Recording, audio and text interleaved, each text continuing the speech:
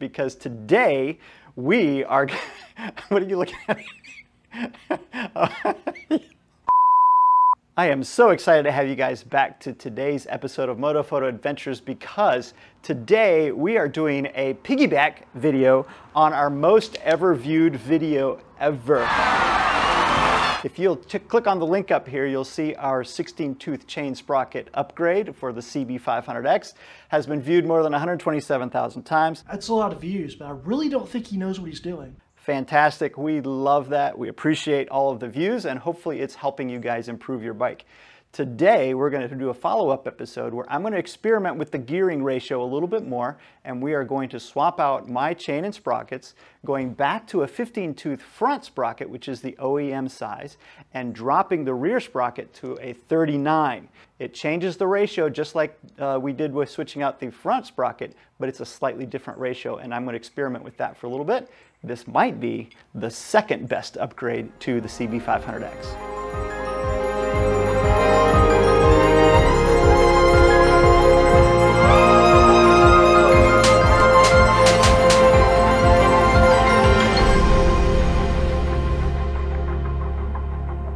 In addition to changing out the sprockets, we are also going to be replacing the chain, and I'll explain to you why in just a moment. Oops. I've been playing with a lot of different chains over the years. This last set has lasted me about 20,000. I've been using DID chains most recently. Thought I'd try something a little bit different. I normally use JT Sprockets. I love their sprockets, and they also make a chain.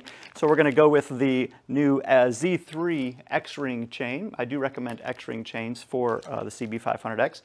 And then the 39-tooth sprocket I mentioned from JT Sprockets. The part number for this is JTR 1316.39. Now, if you put that into one of your purchasing carts with your CB500X listed as the bike, it's probably going to say it's not going to fit. That's because this is actually designed for the big brother to the CB500X, the NC700. It's the same bolt patterns, everything fits, it's perfect fit for the CB500X. It's just not going to be listed in the manual as a fitting part. So be aware of that. And then the OEM replacement sprocket from JT Sprockets for the CB500X. The part number for this is JTF 1381.15RB. Now the RB on that stands for rubber. The outer edges of this particular sprocket are mounted with some rubber dampening. It just helps keep the chain rattle and the chain noise down a little bit when you're riding at highway speeds. I really like the rubber mounted sections of the JT Sprockets. So what, you may be asking, is the purpose for changing the size of either sprocket? Well, it basically just adjusts the gearing on your bike. And as we discussed in the previous video, again, if you haven't seen it already, go check out the 16-tooth sprocket upgrade. But the bike, the CB500X from the factory, at least for here in the United States where you have long expanses of lots of pavement, it's a little short. So the first gear, you're barely even through the intersection after a stop sign before you're already switching gears. So it's just a little bit short. And then as you get to the top end on the highway, you're ranking up that RPM, you know, as you head down those 80-mile-an-hour highways in Texas. So that, for me, was a big reason for changing to a 16-tooth front sprocket. And I can show you the difference in the size between a 15 and a 16 tooth. It's just one additional tooth, slightly different size. And by going from the original 15-tooth sprocket to a 16-tooth sprocket, the original bike comes with a ratio that's about 2.66 to 1. Now, by switching to a 16-tooth front sprocket, it drops it to 2.5 to 1.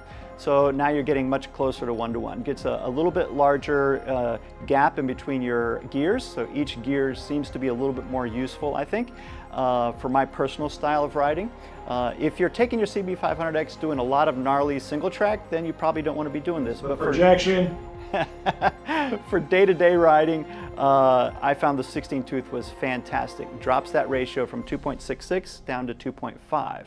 Now, we're going to go in between the two. So maybe this will be like the jack of all trades, might be the best of both worlds. We shall find out.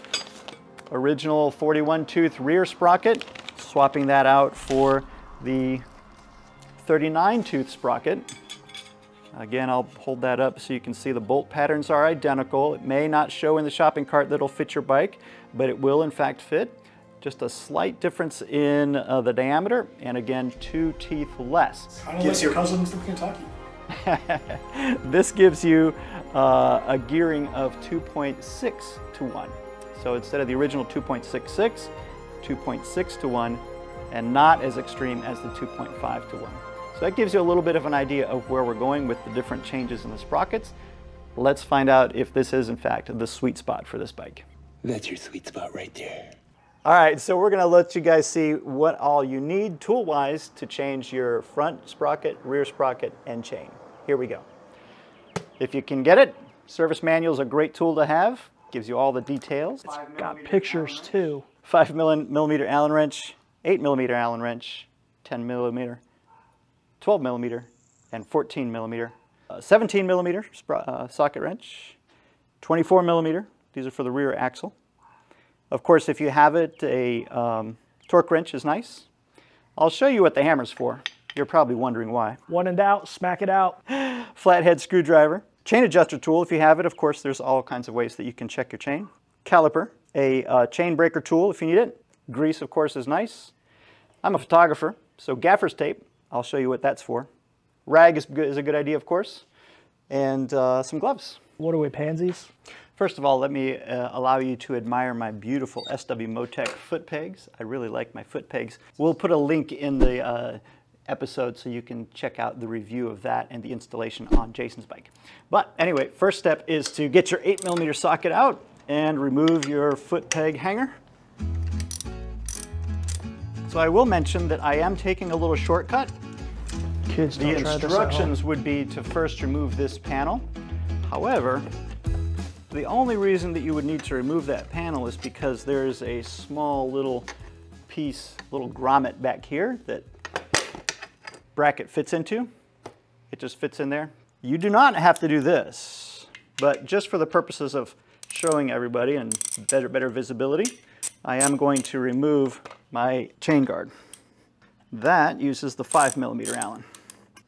Just remove those 2 bolts, pop that forward, and it comes right off.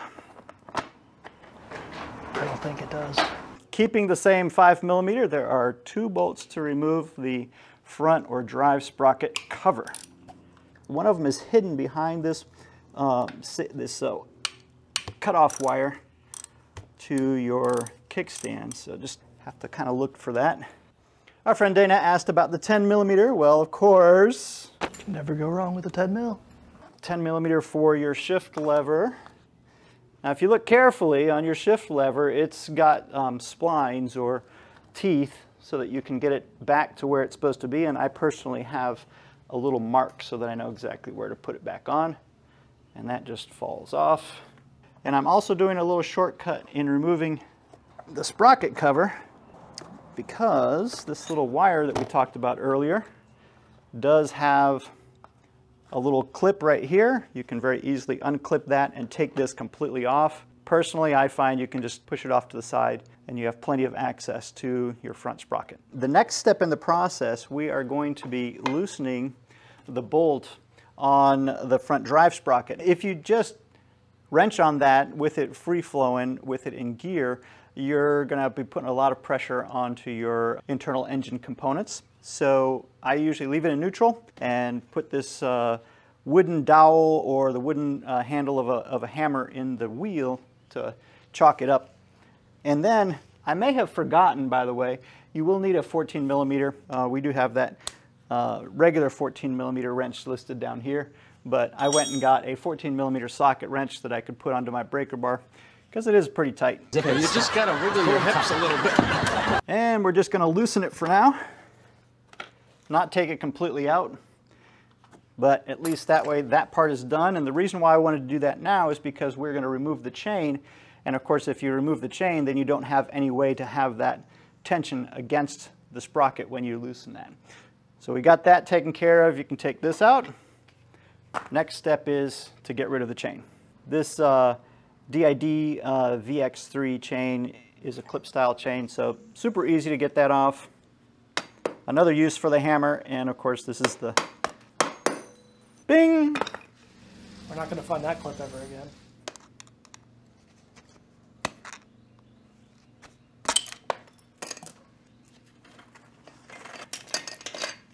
All right, and here's, as I mentioned, the photographer's gaffer's tape. You can use duct tape or whatever tape that you have.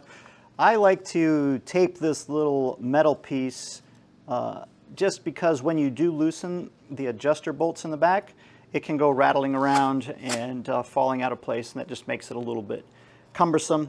And the reason why I like gaffer's tape, because it doesn't stick. So you don't ruin the beautiful finish on your bike. Beautiful finish on the swing arm of a Honda. Next, we're going to loosen the rear axle bolt, and I'm going to come over here on this side. Yeah, that's what a hammer's meant for. Now you'll notice when I've got the bike on the center stand, I like to keep my foot under there so it doesn't just drop. And then you can let it down nice and slow. The rear wheel is a little bit finicky because you've got to get the rotors out from the brake caliper, but everything should stay in place if you just carefully roll it out. And the fun part about the CB500X has this nice rear end sticking down. You just have to angle your tire as you pull it out. And Bob's your uncle. Ta-da! Couple little spacers there. You want to pull those out so you don't lose them. Remember which one goes on which side. And next, we'll take the rear sprocket off. It's getting hot in here. We're sweating a little bit. Which camera am I talking to? All right. Next, we're going to take off the mounting bolts for the rear sprocket. And you guys, I just want to let you know from having done this before, these suckers are usually really, really tight. So make sure you have a good solid breaker bar of some sort. And let's see what we got. Oh, not too bad. I don't make that's not bad at all. I do recommend going opposite pattern. So go crisscross, crisscross.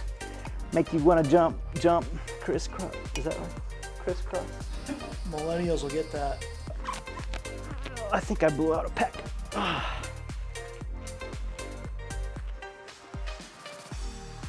All right, guys, that's how you get your old sprocket off. Compare again. That's a Vortex sprocket, 41 tooth versus the 39 tooth from JT Sprockets. New sprocket goes on. Fits like a dream. Look at that. What is your favorite color? Because the stems came out on some of these, we're going to put some Loctite on them and get them resituated. Just only a little bit of Loctite. Don't overdo it.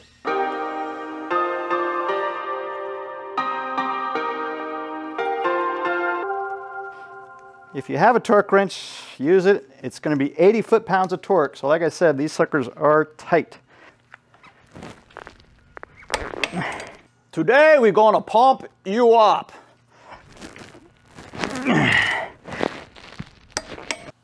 While you have everything off, now that you've got your sprocket in place, there are some rubber cushions in there. So this is going to be a little bit wobbly on the outside of the wheel. So don't let that scare you. That's normal. But while you have everything apart, bear in mind that it's a good opportunity for you to check your bearings.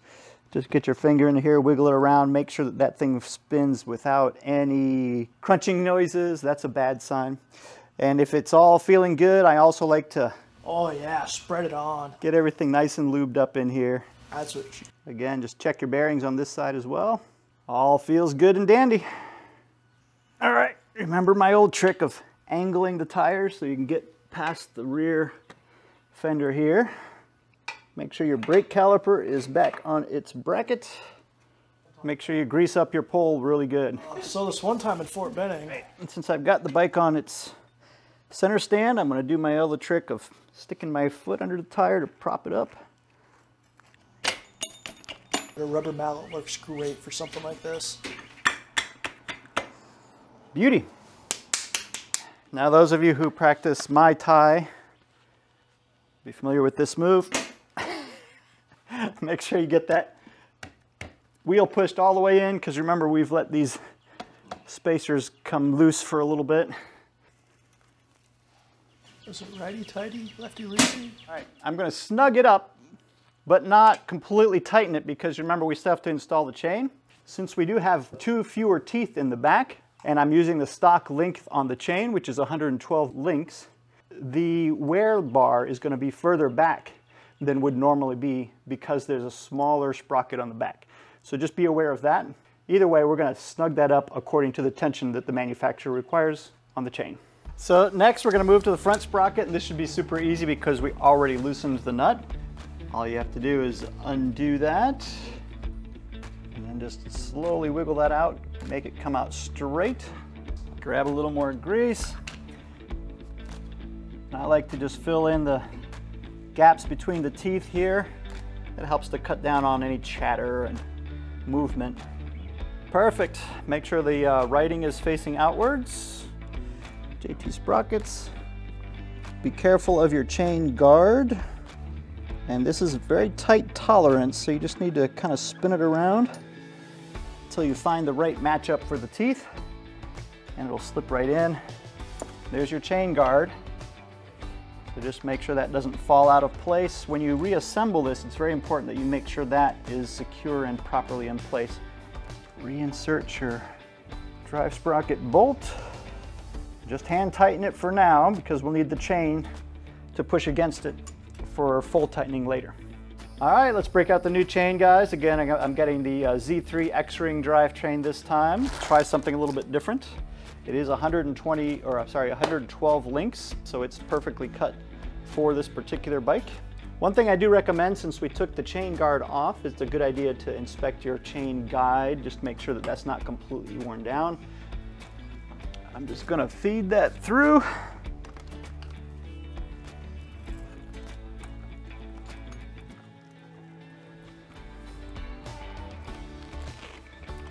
Awesome, so we got that all matched up. Of course, it's going to be a little bit loose, as I mentioned earlier, so we're going to slide that back later, but at least we have it in place.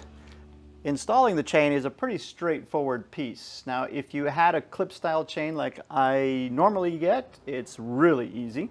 But we're going to use a Rivet style chain and master link on this one. So if you haven't already seen it, I'm not going to go into great detail, but Jason did a fantastic video on how to use the chain breaker tool and how to install a Rivet style master link. So we will link that here, but if you want to pause the video real quick and go and check that out. Basically, we're just going to grease up our X-ring washers and get them on the new master link. And you want to use as much grease as possible. Really get it into every bit of that X-ring. Then your master link comes from behind. And I personally find it easier to install the new chain with your master link and everything up here on the sprocket. If you try and do it down here or up here, everything's kind of wobbly and everything is just kind of wishy-washy, so it makes things a little bit more difficult. Next, you're going to grab some calipers, if you have them, if this is possible, and you want to just measure the chain links on either side. 18, 18.1. You can do a couple different measurements. 18, 18.1. All right, so then that way you get a feel for how far apart those need to be, because next we're going to install the front plate and we want to squish that together to be about the same width. All right, and then we're going to take our front plate, hold that in place, and take your chain breaker tool. Get it properly centered over the back plate so the rivets are coming through. Nice thing about these chain breaker tools is you can kind of see down to make sure that the rivets are going to come straight through.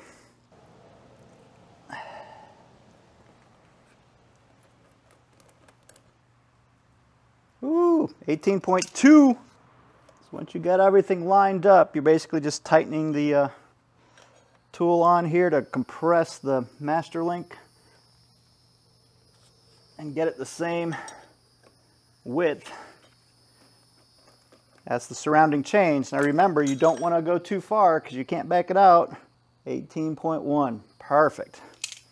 All right, next we're going to change our tool out so that you can spread the rivet and make sure that that's secure and doesn't come off. Now that you've got that master link exactly the width that you want it, we're going to swap out our chain tool and put the riveter in. Put the spring in the riveter, drop that in place, And then our tightener is going to go in on top of that. And again, just watch Jason's video for a more in-depth detail on how exactly this is done. But next step is we're going to spread that shaft so that it's tight up against there and doesn't come loose. Okay, now that we've got the chain all linked up and ready to roll, remember our old trick with the hammer. This time it's going to go underneath the tire. Again, if you have a torque wrench, this front guy is going to be 40 foot-pounds of torque. Now that we have the front sprocket in place, we're going to loosen our chain adjusting bolts here. You're going to want to back out the set bolt pretty far because we're going to have to tighten this chain up a little bit. And again, the concept being this is the stock length chain, but this is a smaller sprocket. So the chain has less distance to go around. Therefore, the axle is going to slightly be exaggerated towards the rear of the bike. So we're going to have to adjust for that. 1, 2. Do the same on both sides.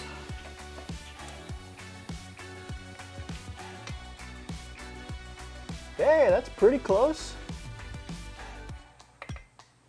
All right, next we're just going to make sure that the lines are lined up on both sides, and of course that the bolts are equidistant on both sides, and tighten up the axle.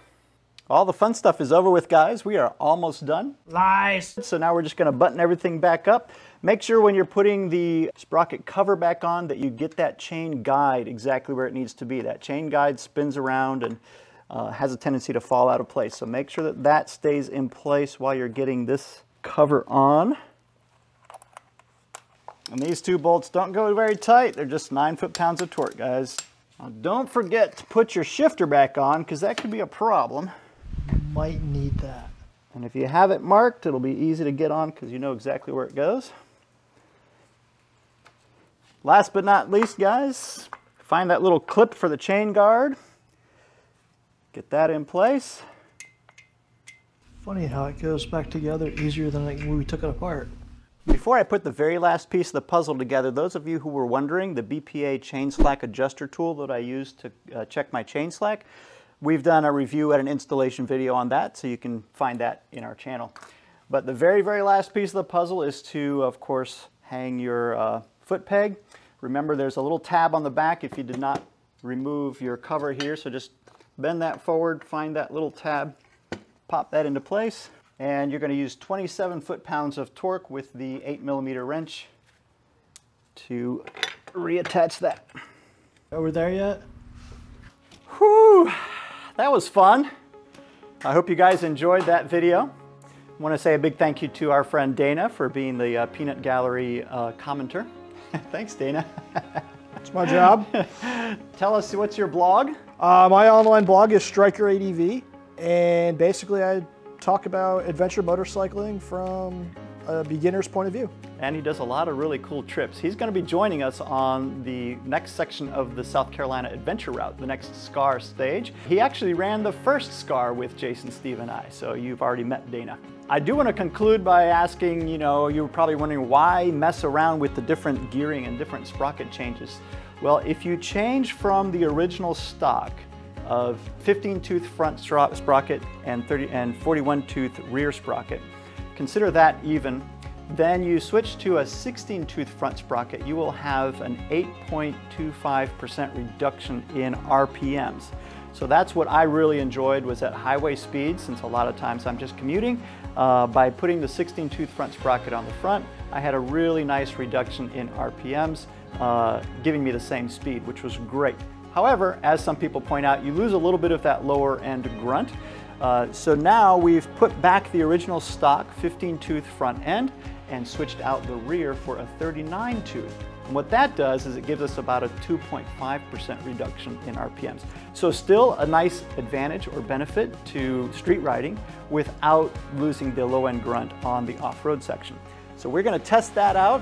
Got the next SCAR stage coming up. Got a bunch of nice fun adventures coming. So stick around with us and I'll give you a detailed review as I put some mileage on with the new gearing. But this could, as I said at the beginning, it just very may well be the second best addition you can do to your CB500X. In the words of Nora Lee from Itchy Boots, if you like the video, give us a big thumbs up, subscribe to the channel, and we'll see you in the next episode.